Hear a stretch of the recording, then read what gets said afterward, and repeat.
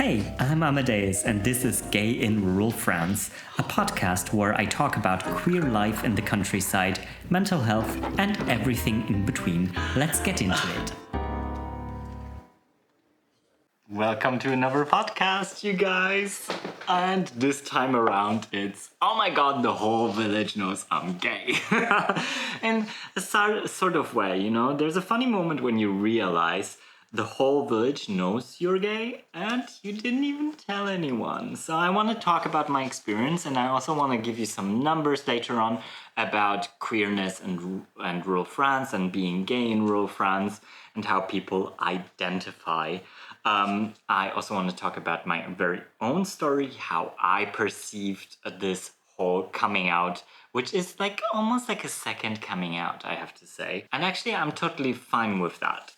So there's this question of being afraid in this kind of village context. And I know some of you might relate if you live in a very rural area that you might be withholding a bit because the community is different. It's more tight-knit. You have, I think I already talked about that in another video, you have a bit more people leaning towards the right or being more conservative, not as open to other concepts of living. And although I think they've experienced other concepts of living, and sometimes it might surprise you actually what the people in rural areas have experienced. And I'm starting to think like the word rural is so hard. It always sounds like rural. I'm sorry, just a side note. How does past hate shape how I feel now? That's a different, that's a very interesting question actually, because I've been thinking about it while I was preparing this podcast, and I was asking myself all these kinds of questions, and I think it does. But then again, my hate experience, very personally, has been in school and especially in high school and in elementary school. It was the worst, and until I switched over to ballet, and it got really, really a lot better. But until then, I was a victim of very heavy mobbing. So that's why I think also the 13 Reasons Why that absolutely resonated within me, and I felt like, gosh, yeah, that was my life in high school. It was just horrible. It was horrible people just making horrible things to you, you know. Mentally mostly, but that has already been a different kind. It was a different kind of world in the 90s, obviously, and I don't even want to talk about the time before. I know that some people have experienced horrible things and horrible coming outs, and I have been out since I was 15. I was kind of unwillingly outed by my dad, who at one point I had my very first boyfriend, and he was coming to visit quite a lot and staying over for weekends and stuff. And then my dad at one moment just bluntly asks, I think I was asking about him staying there, if he could stay the night. My dad said just oh, are you in love with him or what? And I said yeah, maybe I am. And that was my outing. And then my mom reacted with a lot of tears, and she was very dramatic about it. I mean, we're over that now. You know, it's all fine. We've talked about it, and I think she has grown to not only accept, but also love this part of me. I hope, at least. If she hasn't, she's really good at pretending. But my parents have always been very supportive. I think just this initial step has been really, really hard on them. Which I think just the context of them coming from Poland and being part of a different society. And I was raised that queer people were normal, and my mom never made fun, and my dad maybe sometimes, but usually my parents were very respectful of LGBTQIA people, and I never experienced hatred towards our community. But at the same time, I think the deal breaker was that their son is suddenly homosexual. So yeah, but I I didn't want to hide at one point as well. I just felt like I needed to be honest, and I needed this honesty for myself also, and I explored my sexuality at a very early age, and I had already had like my first kiss, I think when I was 13 with another guy and everything, you know. So I've experienced all of this very early on. So there isn't this fear of coming out, and also coming here, I never had a fear of coming out because it's like people just have to accept me for what I am, and if they don't, it's their problem. And it's I can't make everybody's like feelings be the priority over my own life, you know, especially when it comes to something so personal like my sexuality, which shouldn't like matter to people who I don't know. So yeah, what actually happened? How did people respond when I moved here? I think in the beginning they knew because I was moving with my ex-husband, or I wasn't really moving, but I bought the house with my ex-husband. So people knew that we were gay, and I think people were kind of like, yeah, accepting of it because we weren't friends. We were just coming in. Probably we were just gonna be like someone who uses it as a vacation home, just like we planned in the very beginning.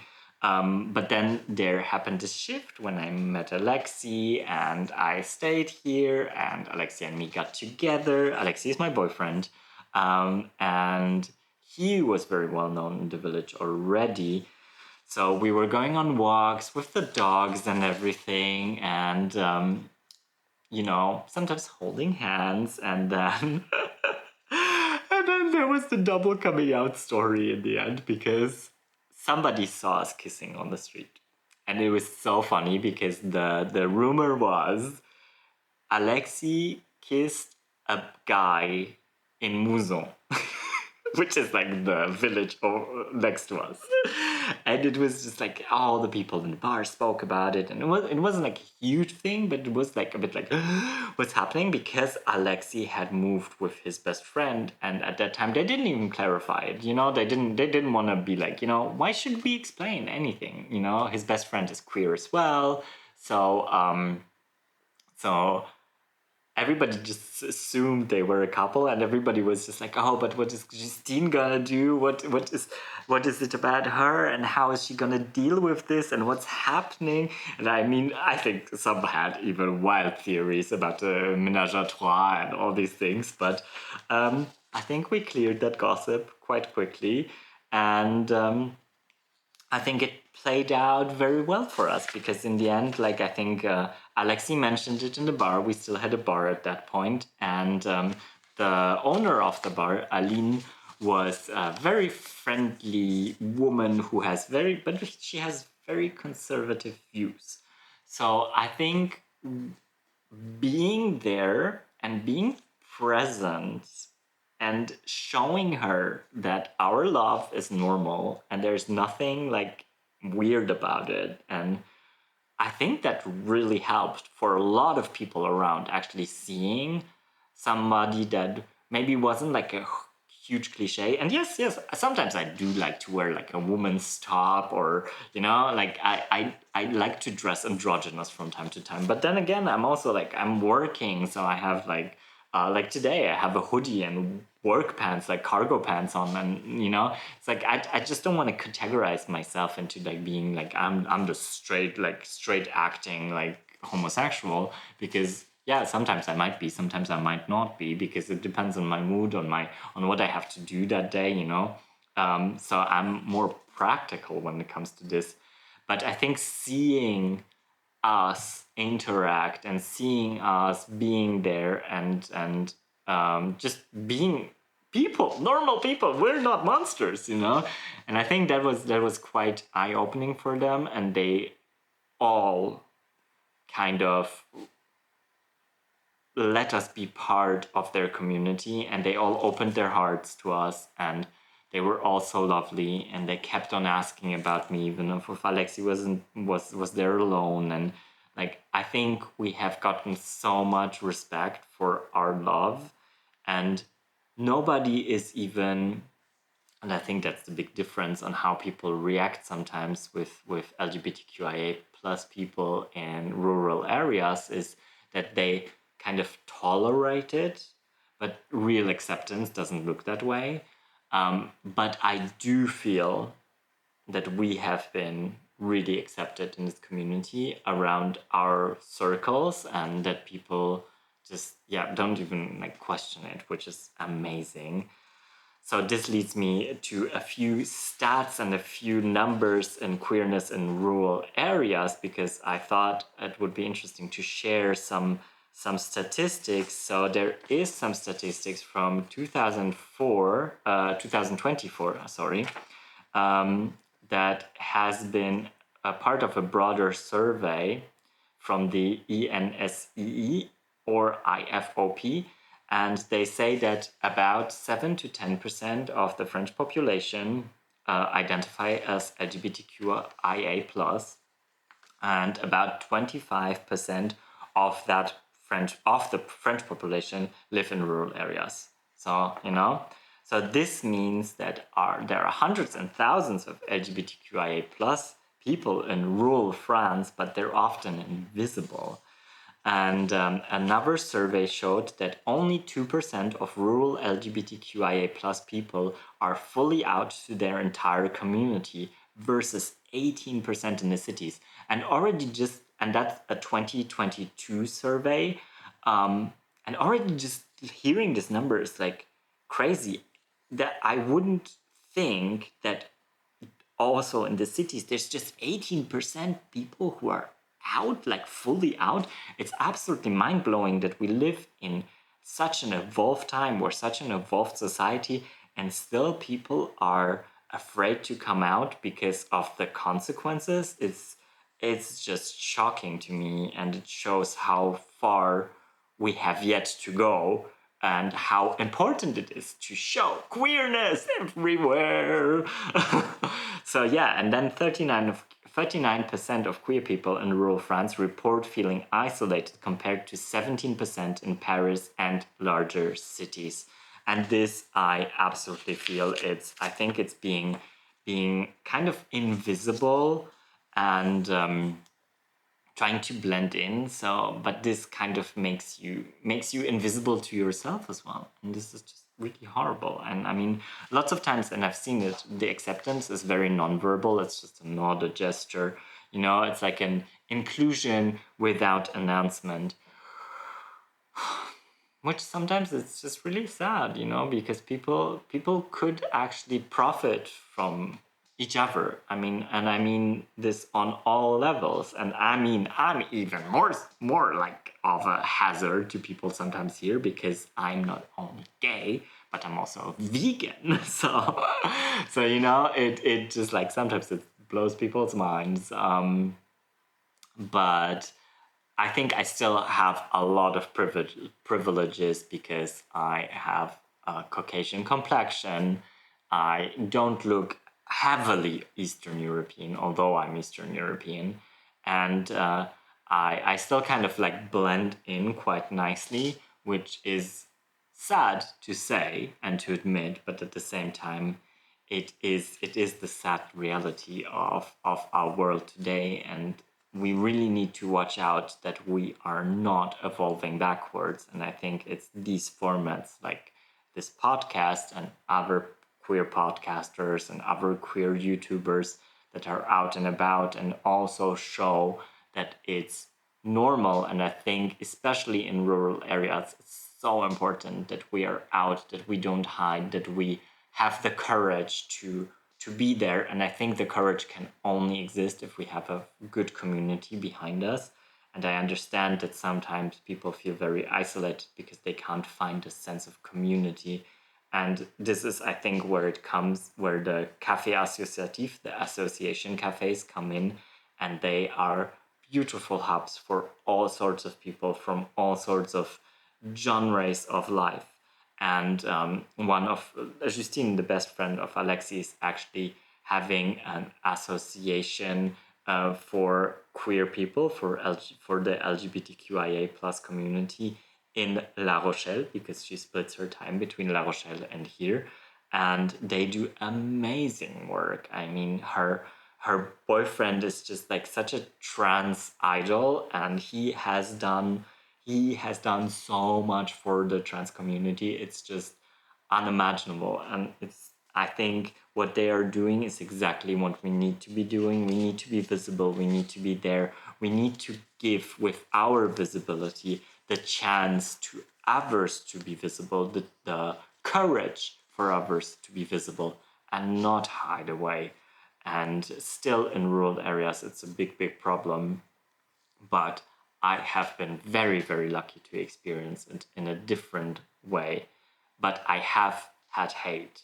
I have had hate in big cities, especially. I know that in Frankfurt with my ex-husband, at one point we were strolling around after going to a club at night, and we were going back home. We were in downtown area of Frankfurt, and then a car just stopped next to us and was like, "Oh, release your hands, you faggots," and things like this. Like, really, I don't even want to get into all those horrible words that these people used. But yeah, they were really horrible, and they were driving slowly alongside of us. And then at one point, like, my husband was like, you know, what's your problem and all of this, and I just got worried. I was just like, just let's just like go home. Let's just speed up, and go home, because it's not worth it. It's not worth it to speak with people that carry so much hate inside them.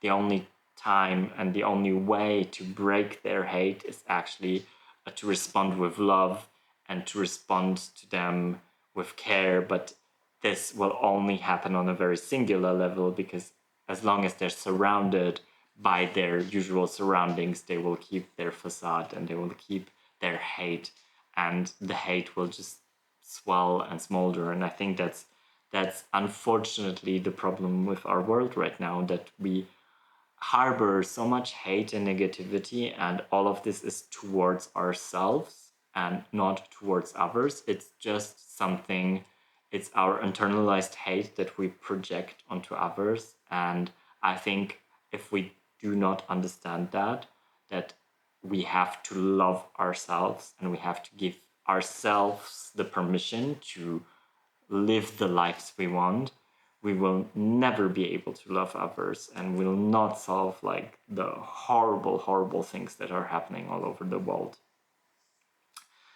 So yeah, I think it's all about the embracing to be seen. And that's why I do all of this. I'm not a secret, but at the same time I'm not a spectacle. It's not something I don't want to be. I don't want to be the star of the show when I appear. I just want to live my life. I'm just Amadeus with half a renovated chateau, a dog, and a basket of vegetables. The crazy vegan dude, who does his own cheeses out of cashews. That's what I want to be known for, not for my sexuality. Yes, my sexuality is my thing. Also, my nutrition is my thing, And I think living visibly clear is also an act of softness and strength, and also an act of resistance. A resistance towards the world, towards the capitalist world, towards the consumerist world. And I think it's really important to embrace that, and not to apply to heteronormative rules. And I think, like, especially cis gay men fall into that trap of like replicating heteronormative lives with heteronormative lifestyles. And it's all okay, it's like, I'm not hating on anyone. Everybody should live their lives as they wish to, as long as they don't harm others. But unfortunately, a lot of times this means that other queer concepts of living and other queer lives don't get as much exposure, and they get kind of like, they seem like they're in a hidden far off place, but they're not. And I think it's really important that we all stay visible. And I know that I'm a mostly cis gay man, and I know that I am in a relationship with another cis gay man, sort of. But we still embrace our own inner fairies, and we we live in a sort of heteronormative relationship, but we're already breaking it up by the way we live, that we don't live together. We all each have our house, we each have our projects, but we spend all our time together, but we also share it with our friends. We have soft interaction. We do check-ins almost daily about our feelings, which I find absolutely so important. So yeah, it's being about being there. And yes, the village knows I'm gay, and I am so fine with it. And I will just, if I could, I would just shout it in their faces, because I'm not gonna change for anyone, and neither should you. So thank you so much for listening to this podcast, or if you watched it, for watching. I hope you had fun. My watch was doing and is doing weird noises, I'm sorry. But I hope you enjoyed this podcast. And now that we're on a 2-week rhythm, it's also much nicer to prepare for me. And if you want, there's a whole season 1 of this podcast, and there's been already a few episodes in this season 2. We will be taking a summer break at the podcast. We'll go until the end of June, and then we'll take July and August off for a little summer hiatus, to then come back for a season 3, just for you to already know for the future. So there's still a few episodes coming up. Until then, all that's left to say is à bientôt et au revoir from the southwest of France. Bisous and bye!